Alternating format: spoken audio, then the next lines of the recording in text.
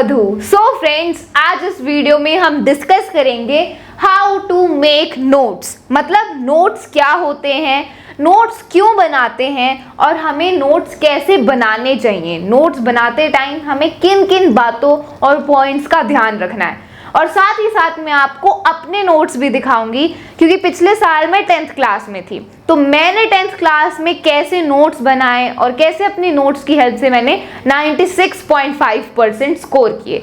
तो ये वीडियो देखने के बाद आपको पूरा अच्छे से क्लियर हो जाएगा कि हमें किसी भी चैप्टर या टॉपिक के नोट्स कैसे बनाने चाहिए। सो इस वीडियो का 1 सेकेंड भी स्किप मत करना। So now let's start. So friends, सबसे पहले बात करते हैं कि नोट्स होते क्या हैं। What are notes? So some words that you write down to remember something. किसी भी चैप्टर या टॉपिक को याद रखने के लिए जब आप कुछ वर्ड्स लिखते हो, उन्हीं को नोट्स बोला जाता है। जैसे फॉर एग्जाम्पल, आपने एक चैप्टर पढ़ा, वो चैप्टर आपको पूरा अच्छे से समझ आ गया, जितने भी उसमें टॉपिक्स और कंसेप्ट्स हैं वो आपने अच्छे से समझ लिए, क्वेश्चन आंसर्स कर लिए।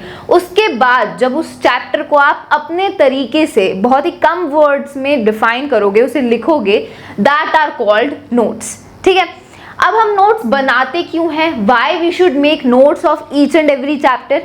फ्रेंड्स, नोट्स हमें रिवीजन में बहुत हेल्प करते हैं। जैसे फॉर एग्जांपल कि आपके एग्जाम्स आ रहे हैं, अब एग्जाम्स के टाइम पर आपके पास पूरा चैप्टर पढ़ने का टाइम तो नहीं होगा, तो उस टाइम आप नोट्स में से रिवीजन करोगे। ठीक है, इसीलिए हम हर एक चैप्टर के नोट्स बनाते हैं। नोट्स हमें हमारी रिवीजन में बहुत ज़्यादा हेल्प करते हैं, बिकॉज हमारे पास चैप्टर पढ़ने का टाइम नहीं होता है। Okay, so that's why we should make notes. तो अब बात करते हैं कि नोट्स बनाते कैसे हैं। नोट्स बनाते टाइम हमें किन पॉइंट्स का ध्यान रखना है। So the first point is your notes make the main topic visible. मतलब जो हमारे नोट्स होते हैं वो मेन टॉपिक को विजिबल कर देते हैं। विजिबल करने का यहाँ पर मतलब है कि हमें याद दिला देते हैं, रिमाइंड कर देते हैं। नोट्स पढ़ते ही हमें पूरा अच्छे से याद आ जाता है कि वो टॉपिक क्या था, पूरी उसकी पिक्चर हमारे दिमाग में क्लियर हो जाती है, पूरा अच्छे से हमें रिमाइंड हो जाता है।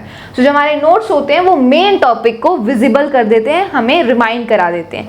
ठीक है, तो यही फर्स्ट पॉइंट है। Second point is don't write everything down. Notes में हम चैप्टर की हर एक लाइन टू लाइन ऐसे डिटेल फॉर्म में नहीं लिखते हैं। नोट्स बहुत ही शॉर्ट फॉर्म में, कम से कम वर्ड्स में बनाए जाते हैं। ठीक है, अगर नोट्स को भी हम चैप्टर की तरह ऐसे डिटेल फॉर्म में बनाएंगे तो फिर नोट्स और चैप्टर में फर्क ही क्या रह जाएगा। इसीलिए नोट्स में हम कम सेंटेंसेस का, बहुत ही कम वर्ड्स का यूज करते हैं। ठीक है, we don't write everything in notes.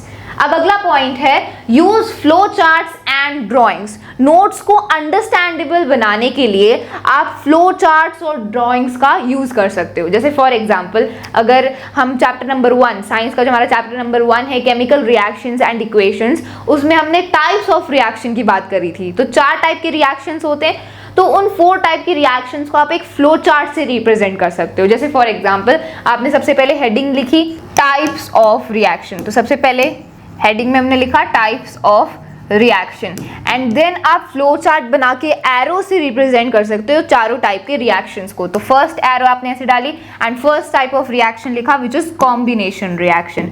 ठीक है, ऐसे ही आपने सेकेंड टाइप लिखा, ये एरो डाली, एंड देन सेकेंड टाइप लिखा विच इज डीकम्पोजिशन रिएक्शन, तो ये हो जाएगा डीकम्पोजिशन रिएक्शन। ऐसे ही third type which is displacement reaction, and fourth type double displacement reaction. तो ऐसे आप टाइप्स को रिप्रेजेंट कर सकते हो। नोट्स में फ्लो चार्ट्स का, एरोज का यूज कर सकते हो किसी भी चीज को रिप्रेजेंट करने के लिए। ठीक है, फ्लो चार्ट्स और ड्राइंग्स का भी यूज कर सकते हो, डायग्राम्स का भी यूज कर सकते हो नोट्स में। जैसे फॉर एग्जांपल, हमारा जो लाइफ प्रोसेसेस का चैप्टर है उसमें हमने न्यूट्रिशन के बारे में पढ़ा था। तो न्यूट्रिशन के टॉपिक में आप ह्यूमन एलिमेंट्री कैनाल का डायग्राम ड्रॉ कर सकते हो। ह्यूमन रेस्पिरेशन के टॉपिक में आप ह्यूमन रेस्पिरेटरी सिस्टम का डायग्राम ड्रॉ कर सकते हो। तो डायग्राम ड्रॉ करने से, ड्राइंग बनाने से जो आप पढ़ रहे हो वो आपको विजुअलाइज हो जाएगा और अच्छे से क्लियर हो जाएगा। ठीक है, सो you can use flow charts and drawings in your notes for making it more understandable. ठीक है, तो यही हमारा थर्ड पॉइंट है। अब बात करते हैं हम फोर्थ पॉइंट की, which is use headings and सब हेडिंग्स। आप अपने नोट्स में हेडिंग्स और सब हेडिंग्स का भी यूज कर सकते हो। जैसे एक मेन टॉपिक होता है और फिर उसके सब टॉपिक्स होते हैं, तो जो मेन टॉपिक है उसकी हेडिंग लिखो, एंड देन जो सब टॉपिक्स हैं उनकी सब हेडिंग लिखो। फॉर एग्जाम्पल, लाइफ प्रोसेसेस का जो हमारा चैप्टर है तो उसमें न्यूट्रिशन टॉपिक है, तो न्यूट्रिशन हमारा मेन टॉपिक है, तो इसकी हमने ऐसे हेडिंग बना दी, ठीक है, न्यूट्रिशन, इसको ऐसे अंडरलाइन भी कर दिया। तो ये मेन टॉपिक है। अब इसमें सब टॉपिक्स आते हैं जैसे कि न्यूट्रिशन इन ह्यूमन बीइंग्स, फिर अगला सब टॉपिक है न्यूट्रिशन इन प्लांट्स, तो फिर आप सब टॉपिक को लिख सकते हो, उसकी सब हेडिंग बना सकते हो, जैसे nutrition in humans, nutrition in humans, तो आपने फिर न्यूट्रिशन इन ह्यूमंस के बारे में पूरा अच्छे से डिफाइन किया। देन अगली सब हेडिंग आप लिख सकते हो, अगली सब हेडिंग लिखोगे nutrition in plants, nutrition in plants, and then उसको डिफाइन कर दोगे, ठीक है। तो ऐसे आप हेडिंग्स और सब हेडिंग्स का यूज कर सकते हो according to the topic and sub topics which are given to you in the chapter, ठीक है। तो यही हमारा फोर्थ पॉइंट है। अब लास्ट पॉइंट है कीप योर सेंटेंसेस शॉर्ट, मतलब नोट्स में जो भी आप सेंटेंसेस लिख रहे हो उनको शॉर्ट लिखो, मतलब छोटे सेंटेंसेस लिखो, ज़्यादा बड़े बड़े सेंटेंसेस हमें नहीं लिखने। तो यही हमने सेकंड पॉइंट में डिस्कस किया था कि नोट्स बहुत ही कम वर्ड्स में शॉर्ट सेंटेंसेस में लिखे जाते हैं, तो यही हमारा फिफ्थ पॉइंट है। Okay, so these are the points which you have to remember, which you have to take care when you are writing notes of any chapter. तो अब मैं आपको अपने नोट्स दिखाती हूँ कि मैंने 10th क्लास में कैसे नोट्स बनाए थे, ठीक है।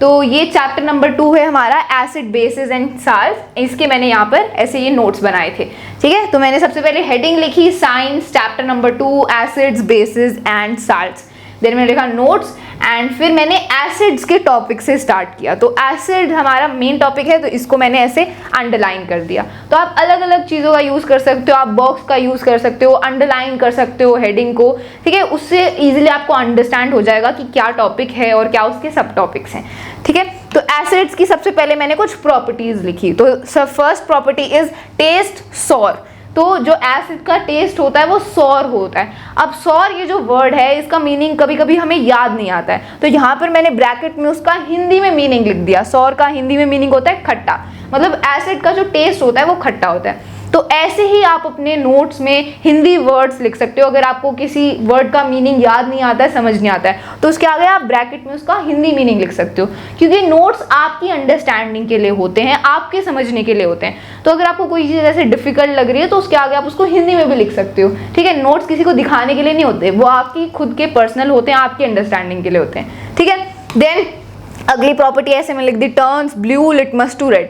तो आप यहाँ पर नोटिस करोगे कि मैंने बहुत ही कम सेंटेंसेस में, बहुत ही कम वर्ड्स में नोट्स बनाए हैं। तो ऐसे ही हमें करना होता है, बहुत ही छोटे छोटे सेंटेंसेस बनाने होते हैं। और ये जो सेंटेंसेस मैंने लिखे हैं ये कंप्लीट नहीं है, इनकी ग्रामर सही नहीं है, लेकिन नोट्स में हमें ग्रामर का या सेंटेंस कंप्लीट होने का ध्यान नहीं देना होता है। नोट्स बस हमारी अंडरस्टैंडिंग के लिए होते हैं, इसलिए हम काफ़ी छोटे नोट्स और कम सेंटेंसेस में नोट्स बनाते हैं, ठीक है। pH लेस देन 7, एसिड का जो pH होता है वो 7 से कम होता है। तो ये लाइन पढ़ते ही मुझे पूरा अच्छे से याद आ जाएगा कि एसिड का pH 7 से कम होता है, और जैसे जैसे हम 0 की तरफ जाते हैं तो जो एसिड है वो और ज़्यादा एसिडिक होता जाता है, ठीक है। तो इस एक लाइन से मुझे सब कुछ याद हो जाएगा, ओके।